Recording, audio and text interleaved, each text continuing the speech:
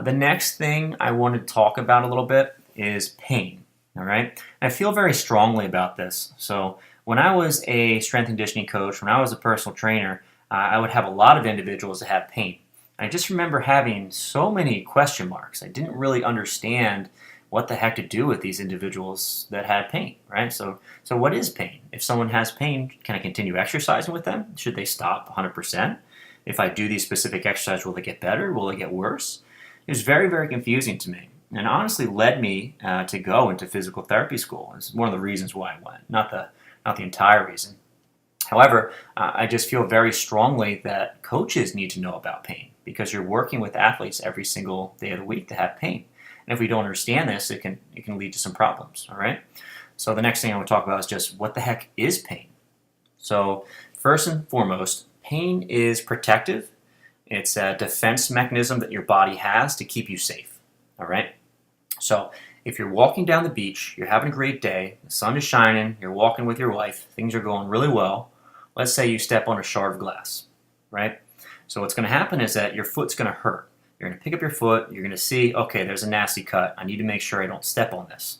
I have to take care of this. Let's go to the emergency room. Let's do whatever we need to do to fix the situation, okay?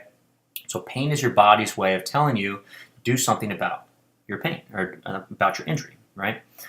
So let's say that you live in a world with no pain and you're in the same place. You're walking on the beach with your wife, you're having a great day, you step on a shard of glass, you feel something in your foot, but because there's no pain in this world, it really wasn't much.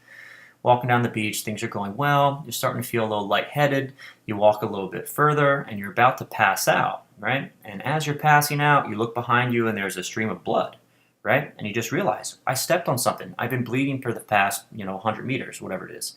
But you didn't have that alarm system that would have told you, hey, you have glass in your foot, and you need to take it out, all right? And it's a little sad, I apologize for that story, but there are people in this world who don't feel pain at all, and they don't tend to live very long, right? Imagine a world where you accidentally put your hand on a burner and have no idea that your hand is burning until you smell your flesh cooking. I mean, it's a terrible thing, right? And I say this just because I want to highlight just how cool pain is and how it can be a good thing, and how we can reframe our mindset about pain so we can make progress after we have an injury. All right? So next thing I want to talk about are pain thresholds, right? So basically, let's say before you have an injury, your pain threshold is actually quite high. And let's use the knee for example, all right? Let's say that you currently have no pain at all, and your pain threshold is actually pretty high. You can run, you can lunge, you can squat, you can do stairs, you can walk. All this stuff doesn't hurt you whatsoever, okay? You would have to do something really funky in order to hurt your knee, right? Maybe that's jumping off the building, onto your knees or something crazy like that. Obviously, that's going to cause some pain, right? Let's say that you have been doing too much squatting lately and your knees have actually been really bugging you, okay? So after you have this pain, what happens? All of a sudden, your threshold went way down, and now you really can't do very much before things start hurting. So maybe you can go up and down stairs, you can walk without pain. However, once you start to squat, or you do lunges, or you run, your knee really starts to bother you, okay? So, what the heck is happening, right? So let's use that example before. We have an athlete that did way too much squatting, right? And your body's like, whoa, whoa, whoa, that's a lot of squatting. That's too much, right? And sometimes we have an injury as a result of too much squatting, sometimes not. But either way, your body says, hey, this is too much stress. I don't like this. So what does it do? It responds by giving you pain in order to try to protect you, okay? So the brain and the body get sensitive after an injury, all right?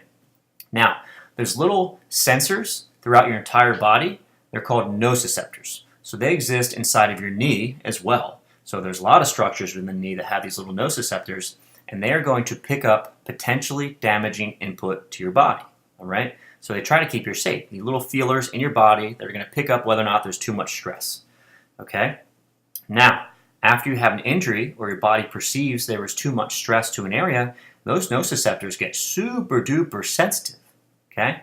So now, like we said before, when we look at this threshold, because these nociceptors are so sensitive, your pain threshold drops down, and we're not able to handle squats, lunges, or running, or whatever else it is, okay?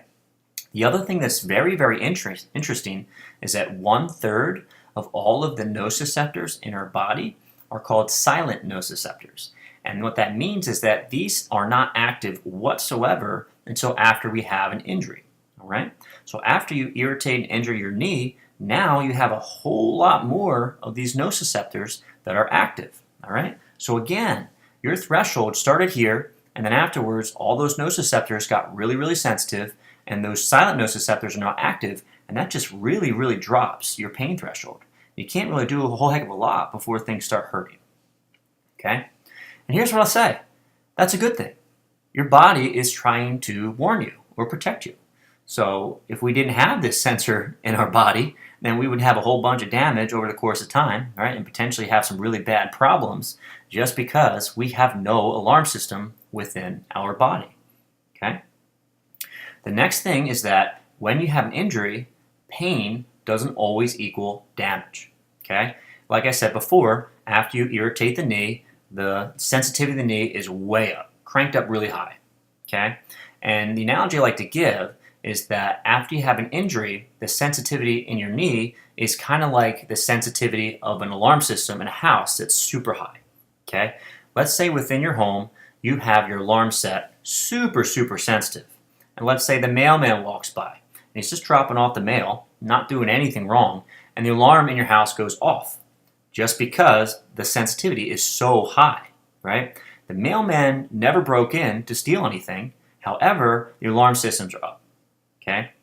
So, same thing goes in your body. If you have a bunch of knee pain because you did too many squats, you might find the next day, like, oh, going up and down the stairs is really tender, it's really sore. It doesn't mean that every time you go up the stairs, you're causing more damage. It means the area is super sensitive, right? And your body's trying to protect you. All right? The other analogy I really like is that after you have an injury, it's kind of like when you have a bad sunburn and you don't feel it at all until you go into a warm shower and it feels like your skin is burning off, okay? Obviously, your skin is not burning off when you go into the shower after sunburn, but it feels like it is. The area just got super duper sensitive. So when we take a shower, it hurts, although we're not damaging things further. And really, this is your body's way of saying, hey, be careful. Don't do anything stupid. You know, we need to heal. This area has taken a lot of stress, and we need to change up our behavior some so we don't keep irritating this again in the future. All right?